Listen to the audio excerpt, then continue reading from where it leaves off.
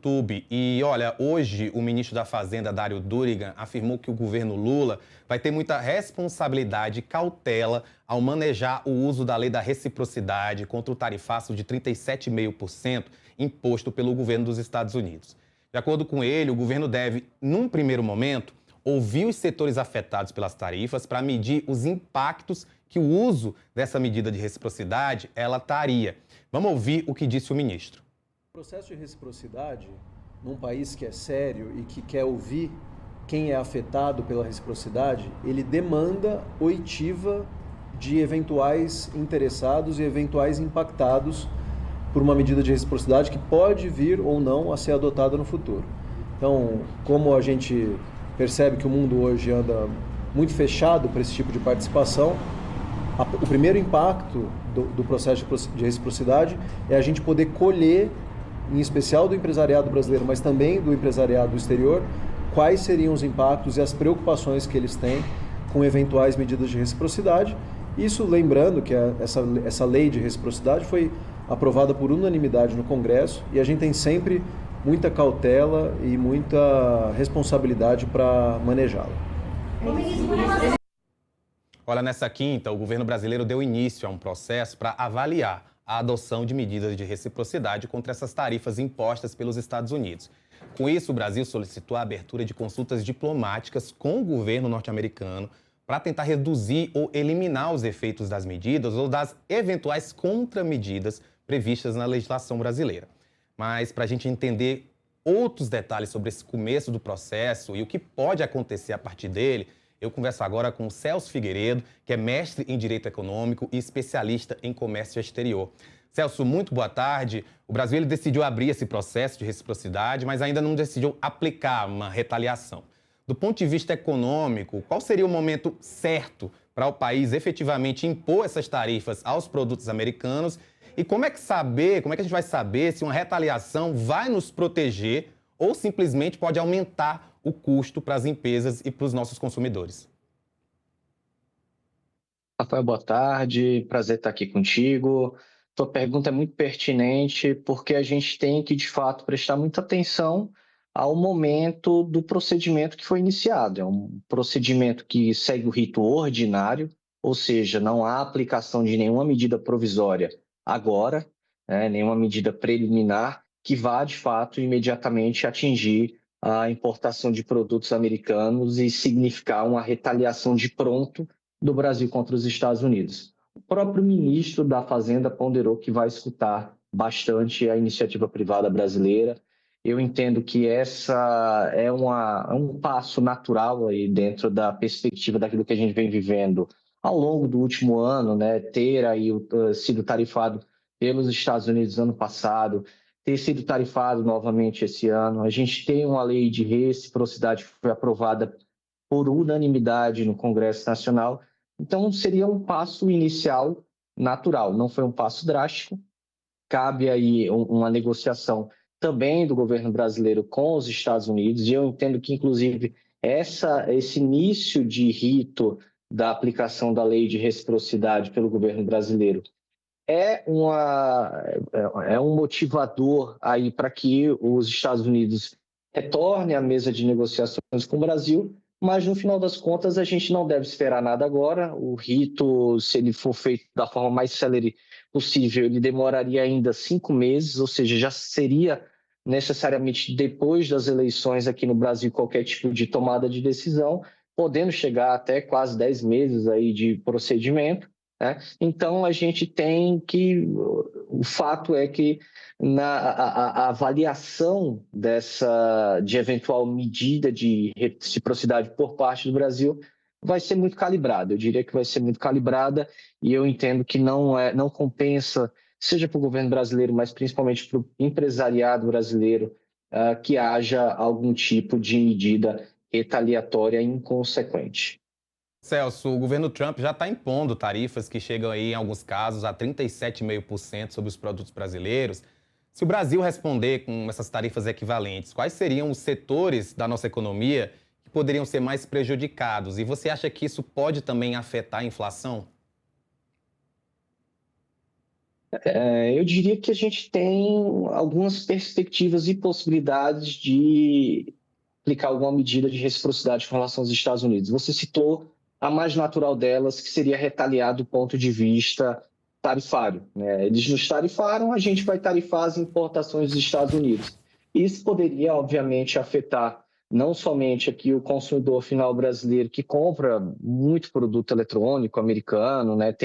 Os Estados Unidos têm um nível de exportação de produtos de certo valor agregado, né? Afetaria algumas cadeias industriais aqui brasileiras também, mas talvez esse não seja o melhor remédio a ser aplicado. O governo brasileiro já vem estudando a possibilidade de aplicar o que se chama de retaliação cruzada, que é justamente, ao invés de retaliar tarifa com tarifa, a gente quebraria patente de produto farmacêutico, quebraria licença de Big Techs, entre outras possibilidades relacionadas a direitos de propriedade industrial e propriedade intelectual.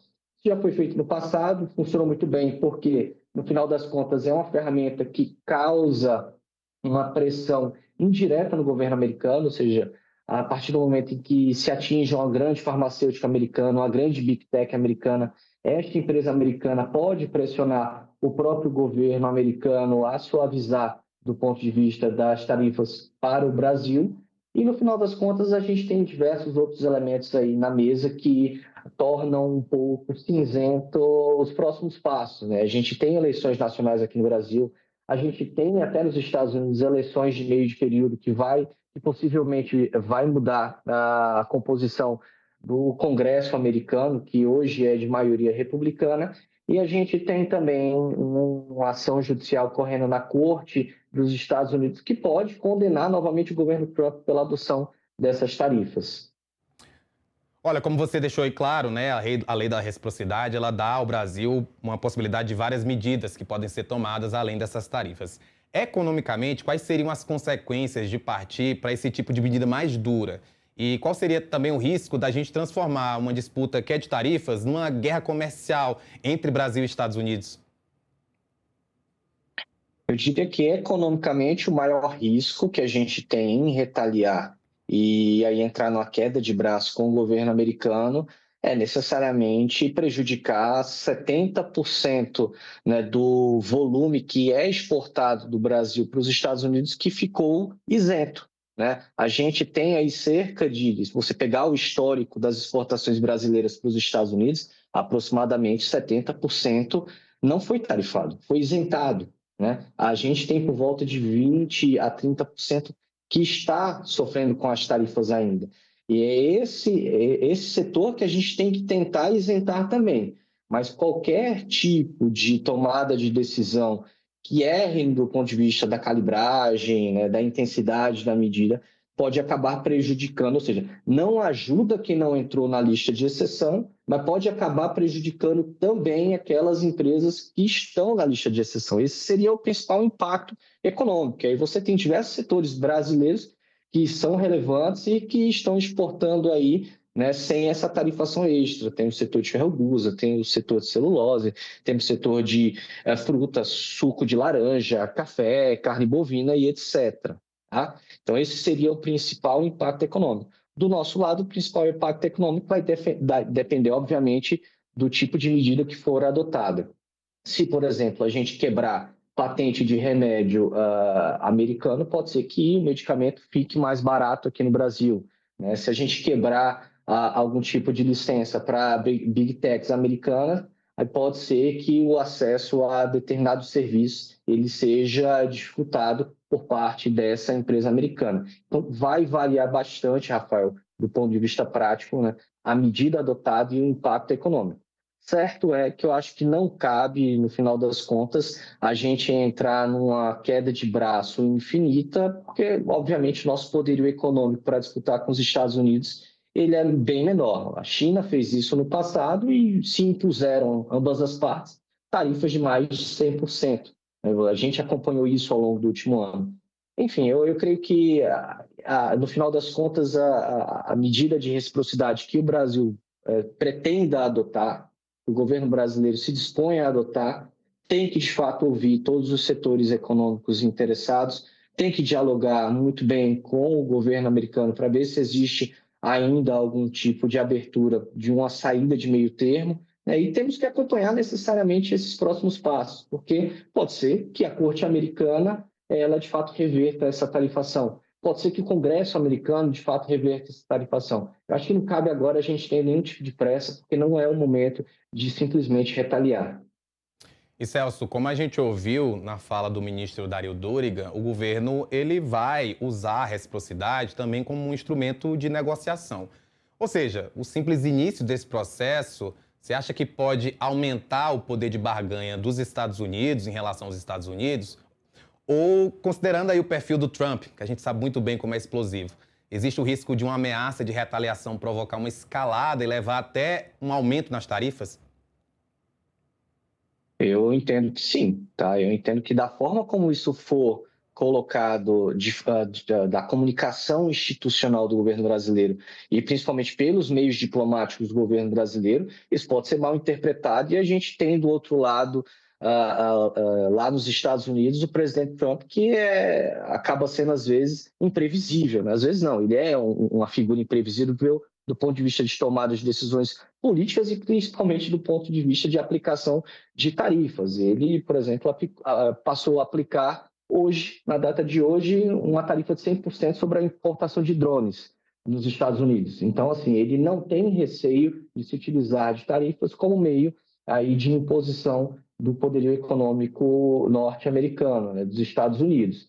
E, sob essa perspectiva, o que eu entendo que é muito relevante para o governo brasileiro levar em consideração é justamente a forma de como se comunicar, a forma de como passar isso diplomaticamente e, muito importante, como calibrar qualquer tipo de eventual medida que venha a ser recomendada, se é que eventualmente ela vá ser adotada. Então, são várias etapas e eu acho que o mais importante é fazer com que o governo americano entenda que a gente está no início de um procedimento que vai ser longo. Mas, partindo um pouco do teu raciocínio inicial, eu creio que esse é um ponto interessante para restabelecer o diálogo e as negociações entre o governo brasileiro e o governo americano. E aí, nesse sentido, não somente a lei de reciprocidade, ela demanda que haja esse contato diplomático e esse procedimento de consultas, mas eu recordo também que houve, na última semana, o início, por parte do Brasil, de um contencioso na Organização Mundial do Comércio contra os Estados Unidos. E esse contencioso ele também parte da premissa de que o governo brasileiro e o governo americano têm que ter aí pelo menos um prazo de 60 dias para conversar, para tentar se entender, que é um período de consultas bilaterais. Então, eu acho que as consultas bilaterais, tanto na OMC quanto no ponto de vista da lei de reciprocidade, elas vão ocorrer em paralelo e pode ser que haja algum avanço nesse sentido. E Celso, só para a gente finalizar, de forma bem didática, você pode explicar para a nossa audiência como funciona essa lei de reciprocidade, que foi aprovada com ampla maioria no ano passado, exatamente por conta dessas questões envolvendo as tarifas nos Estados Unidos? Perfeito, Rafael. A lei de reciprocidade ela serve justamente para o Brasil reagir à aplicação de medidas comerciais e tarifárias que o Brasil considera injusta. O Brasil pode aplicar isso através de uma medida preliminar e imediata, mas ela tem uma vigência temporária, ou pode iniciar um rito ordinário, um procedimento mais longo para investigar as causas e efeitos e possíveis adoções de medidas retaliatórias e recíprocas por parte do governo brasileiro.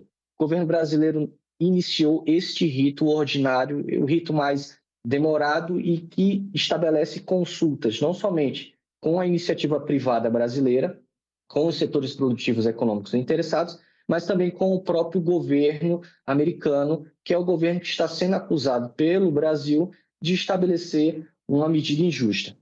Do ponto de vista procedimental, o procedimento da lei de reciprocidade ele foi iniciado agora, então ele tem um período inicial para que haja o estabelecimento dessa análise, se de fato há ou não uma medida injusta.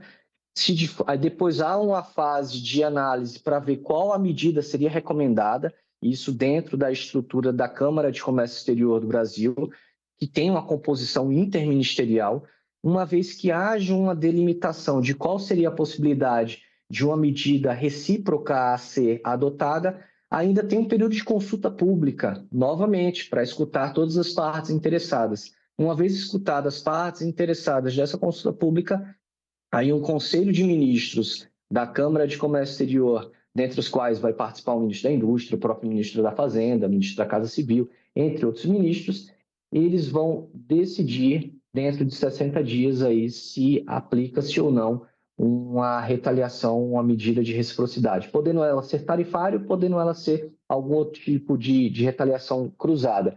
Importante se falar que se o processo ele for esticado a todo o procedimento com as prorrogações possíveis, ele pode perdurar até quase 10 meses. Celso, muito obrigado por participar com a gente aqui no Agora Metrópolis. Eu que agradeço o convite e até a próxima. Mais um intervalozinho de 2 minutos para quem está na TV, quem está no YouTube.